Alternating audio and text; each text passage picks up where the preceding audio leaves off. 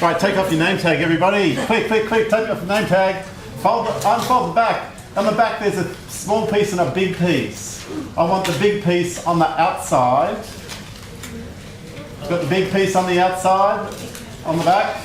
Right, turn it this way, and squeeze the two edges together, like so. You've just made yourself a little Harbour bridge. Stop squeezing. Press down, it's very, very flexible. Now squeeze it again, quite miraculous. How unflexible it is. And feel when you press here, feel where the force goes.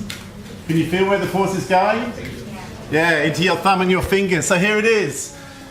It turned 86. I'm not sure why pants were optional at the opening ceremony. I'm not sure why they set fire to it either, but it was a big day in Sydney. We almost got that, a cantilever bridge. You might go to a school where they do a bridge building STEM activity. It would be nice if we actually gave the kids some information about different bridge structures. This is one we almost got. At the last minute, Bradfield put or arch into the competition. Right, this is the one he saw when he decided arch was a good idea. This is a railway bridge in New York called the Hellgate Bridge. He climbed up to the top and made sure it was stable. Seriously. Right, 503 metres across. It is the second longest steel arch bridge. It is still the widest platform. 6 lanes of traffic, 2 train tracks, and originally 2 tram tracks. Next time you go to Wynyard Station, see if you can find platform 1 and 2. That's what they were. Platform 1 and 2 at Wynyard were for the trams, which they took it away. Is it a parabola? Well, yes and no. No, because there are no curved parts in the arch. They are all straight bits, which is a really nice example of, you know what, if you look at a curve closely enough, local straightness. Yeah, it's all straight. Watch this. Every time I've watched this now dozens of times, every time I watch it, I see something I haven't seen before.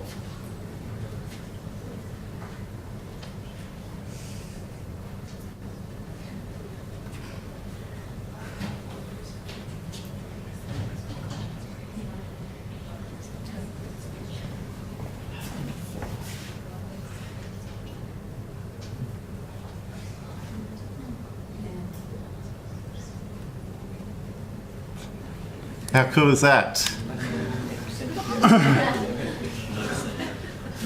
The arch on its own, by the time we got to the joining bit, 39,000 tonnes. Have you ever wondered how did they stop the whole thing just going splash into the harbour? Who's ever wondered about that?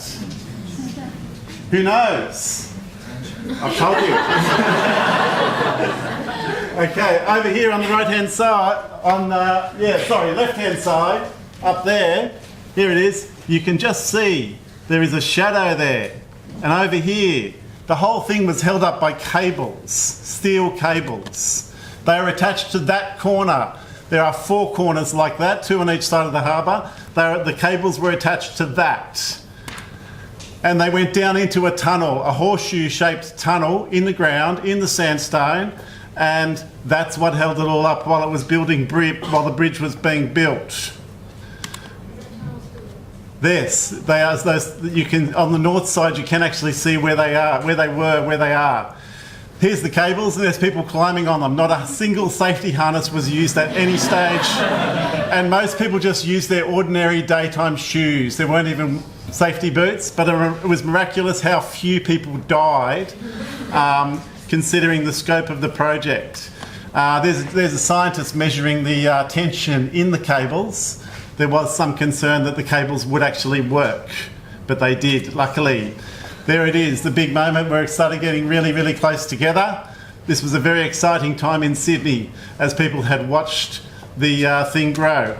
From that moment on, at this point, the arch is closed, those cables were removed, and then they could finish building the pylons, because guess what the pylons do? Nothing. They are pure decoration. But it looks better with them, doesn't it? There's what happened with your plastic tag. And that is the the notion of an arch bridge. It all happens here. When you squeezed your tag like that, and you could feel it in your thumb, this is your thumb. That is actually a hinge, like on the back of the door, which allowed some flexibility. Part of the idea of the cables was that the cables could be slackened to bring the bridge together, both this way and this way. And that's where it all happens. That piece of steel there is connected to a block of concrete.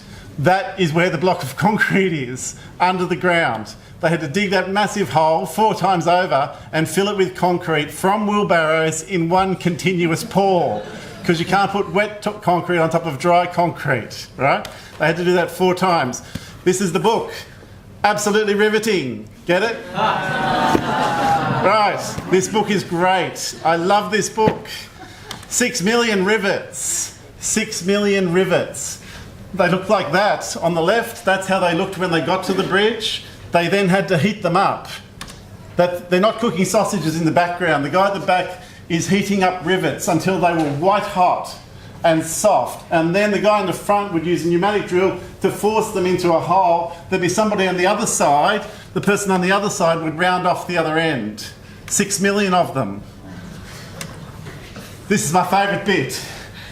The cooker could only go up the east arch and the west arch, but these crosses in the middle, they had to get white hot rivets from the edge of the arch into the middle. So here's how they did it.